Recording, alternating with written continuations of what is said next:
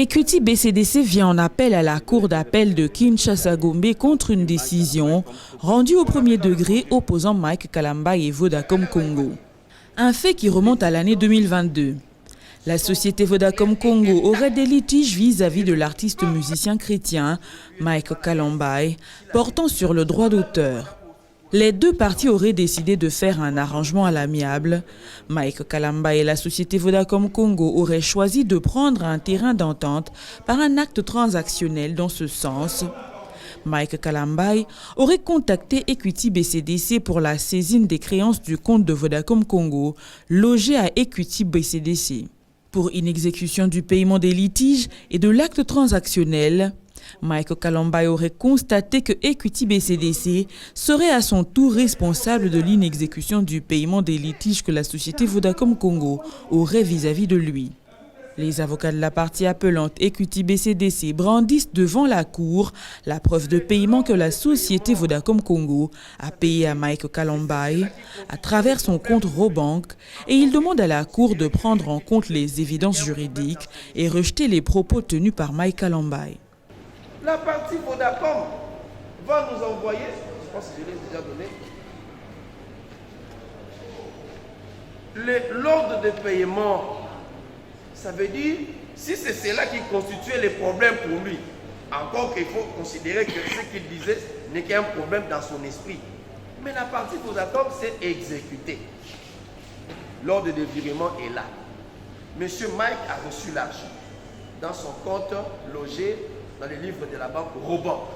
D'accord, monsieur le procureur général, à moins que Mike Kalambaye vous dise qu'il n'a jamais signé ou il ne connaît pas cet acte. Parce que j'ai même vu là sa procuration, même c'est les avocats.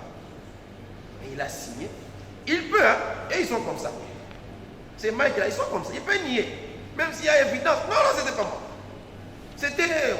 Je me refuse de dire ce que je pouvais dire. Mais il a toujours cette tendance de nier. Monsieur Mike Kalambaye. Il peut, tout à l'heure là, il va nier.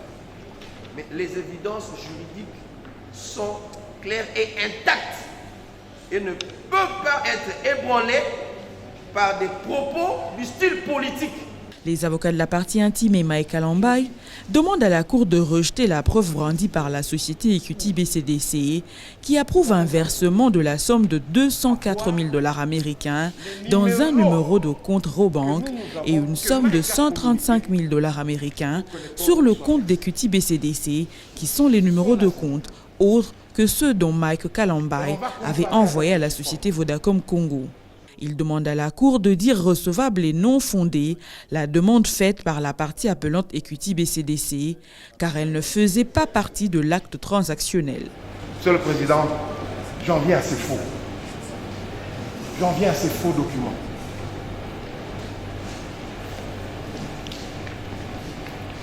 J'invite votre liste où nous avons déjà l'autorisation à voir les numéros que nous avons, que Mike a communiqué pour que les comptes lui soient versés. Ce sont là ces numéros. Et on va comparer avec ces chiffons ici. Encore qu'on n'a pas égard à la Cour, on parle au téléphone. C'est grave. Monsieur le Président, vous verrez là que Mike Kalambaye a donné deux numéros. Un numéro, on doit lui verser l'argent chez Robank. On doit verser combien? C'est écrit là-bas. C'est écrit là-bas. Ça doit être 271 $. 271 000 $. Le deuxième numéro, il est chez Equity.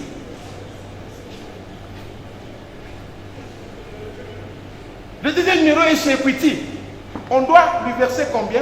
Le montant qui est là-bas. Oui, ça fait deux numéros.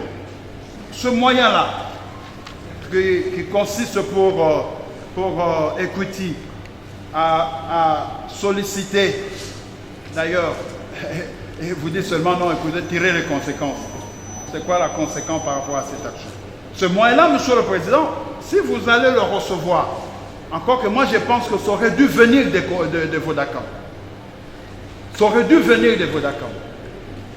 Alors, comme Vodacom n'est pas parti à ce processus, c'est un tiers qui se donne l'outrecuidance, toute honte but de venir ici pour se prévaloir de cet acte. Donc, vous direz, c'est cette demande, demande subséquente à cette production de l'acte transactionnel, formulée contre Mike Kalambay relativement à l'acte transactionnel. Si vous pouvez le recevoir, Monsieur le Président, vous ne le direz pas fondé.